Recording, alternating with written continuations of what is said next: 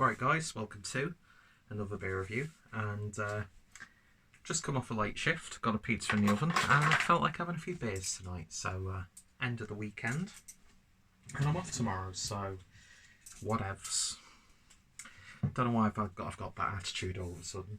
But yeah, anyway, on the way home, popped into my local bargain booze just to pick up some beers that, like real ale sort of stuff, a little bit of macro, and I thought, yeah, I don't have to review them, but it'd be nice just to sort of like retrain the palate with some sort of trad beers and that sort of thing, because it's so easy to get lost in the sort of like a more hoppier beers or the more like stoutier beers or beers that have got really nice, weird and wonderful ingredients and like the haze and stuff like that.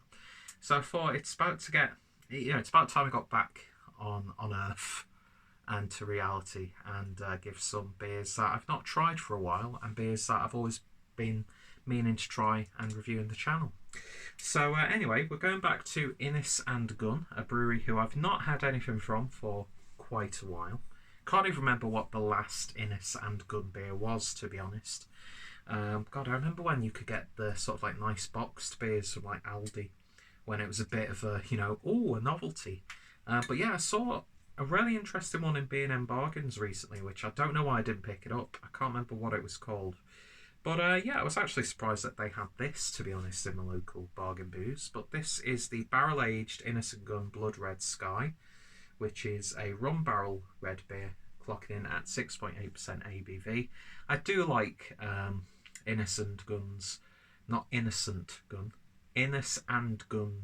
artwork that they have, and I've always liked the bottles that they do as well, but I think especially in the UK market they've sort of fizzled out. I mean, you do find some beers, and there are a few more beers in there, like Tesco's, where you can get that mango IPA and other stuff, but I think they're probably a bit more focused on that Canadian market, because they've released some really interesting sounding beers that you can only get in Canada.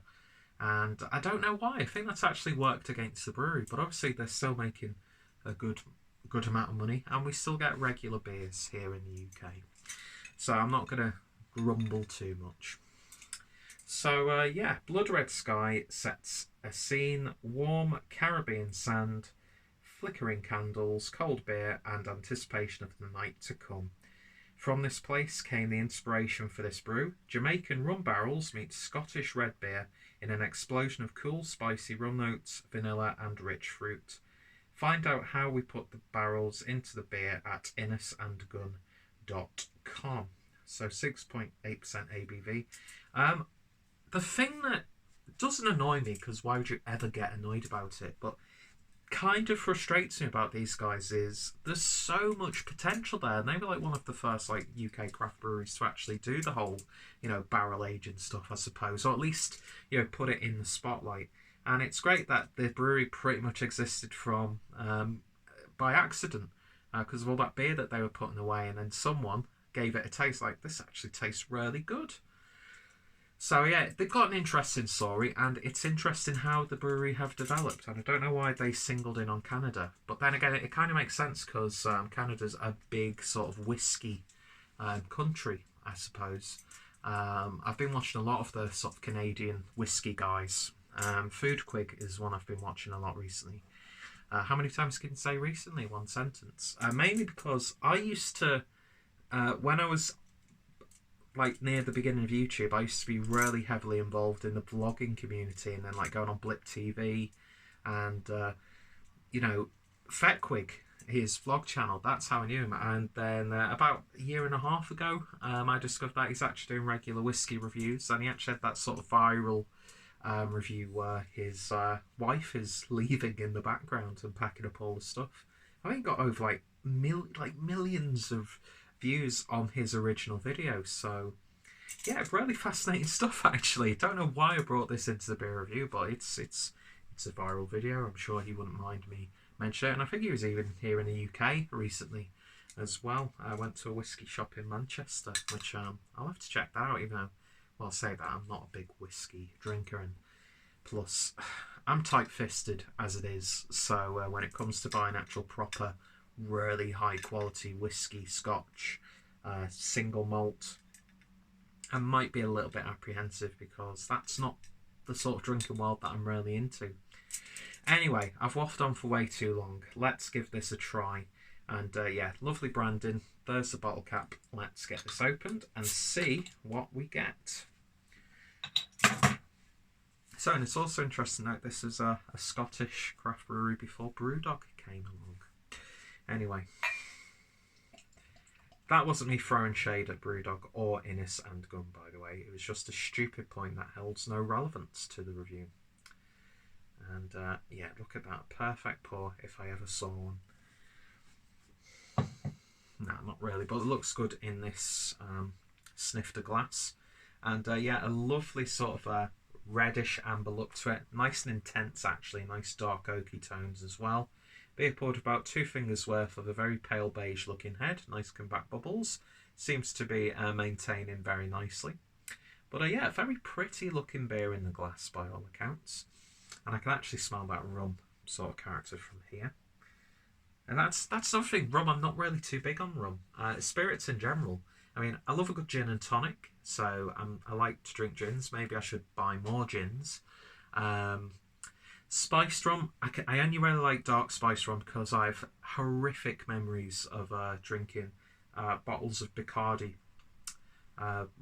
white rum before we had nights out. What is it with that culture, by the way, where people drink a night out's worth of alcohol before going on a night out? So much wasted opportunity to drink good alcohol was wasted on horrible, awful nights out in Wigan. I just always felt uncomfortable. But you go because you're with your mates, do you know what I mean? And the fun sort of outshines the fact that you might get beat up. That's one thing that puts me off about night outs is 9 times out of 10, it just evolves into trouble. Do you know what I mean? And there's always drama and shock stories and like, oh, I'll tell you what happened next time we see you and that sort of stuff.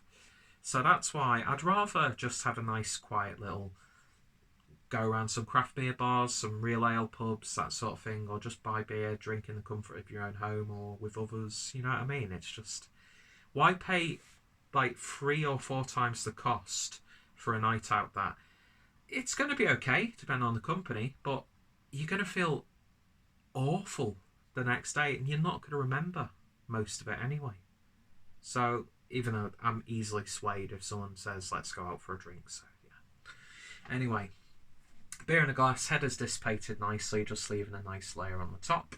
So let's get a proper sniff. It smells more like rum from here than it does when you get actually towards the nose. Loads of vanilla, loads of spiced sponge cake. Almost like that Lion's treacle cake, is that what it is? I've not had that for ages. Or Jamaica cake. Fits perfectly with the theme. Yeah, there is a bit of beer on the nose. There is a little bit of that gentle rum barrel in there. Very subtle smoky tones, I'd say. Almost has that sort of smoke character you get from like a Rauchbiermärzen from Schlenkerla, but obviously nowhere near as intense or as characterful, if characterful's a word. But yeah, it's got that fine muskiness to it, so there's a really nice balance between sweet and savoury and earthy. And it doesn't smell too boozy. I mean, I know it's sub 7%, but even when you've got like a whiskey barrel-aged beer or something like, or rum barrel-aged beer, that barrel can sometimes take over and sort of play with your mind where it smells, this is really intensely alcoholic, but yeah, even for a higher ABV sort of beer, it's really nice and mellow. Anyway, I've wasted enough of your time, you fine people, so let's give it a taste. Plus, I've got pizza in the oven, so it's never a good idea to start cooking when you're doing a beer review. Anyway, enough of the chit-chat and on with the drinking. Cheers.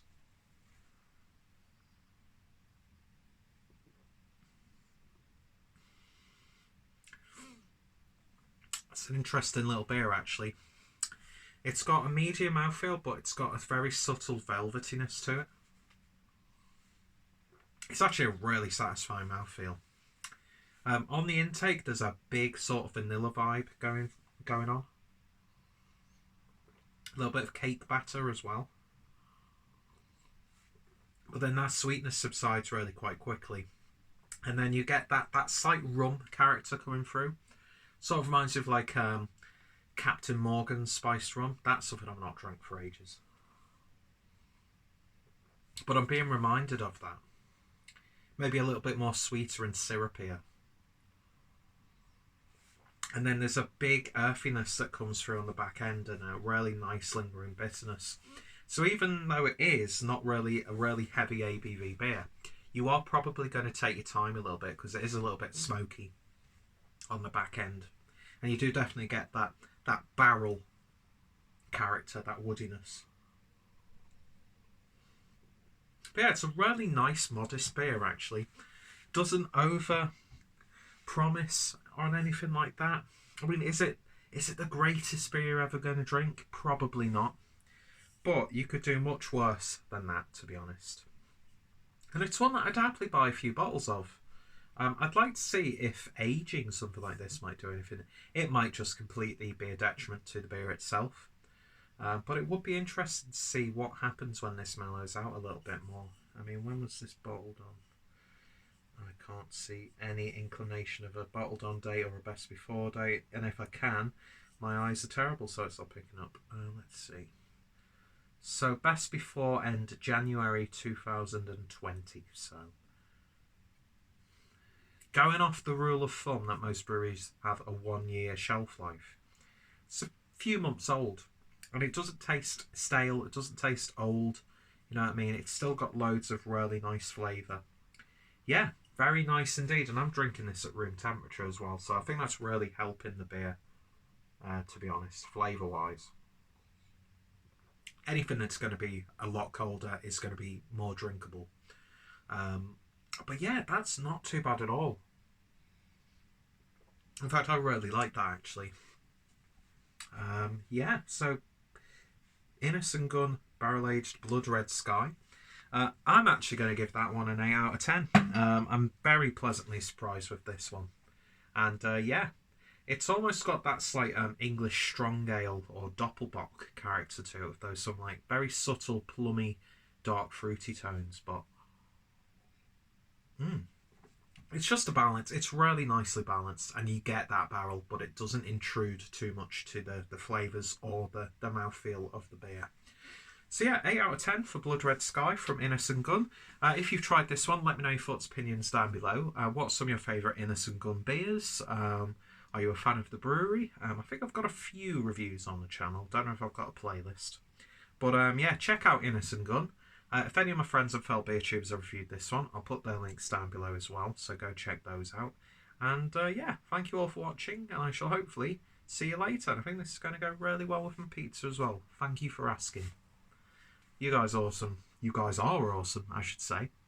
Not even finished the beer and I'm slurring my words. Toodles.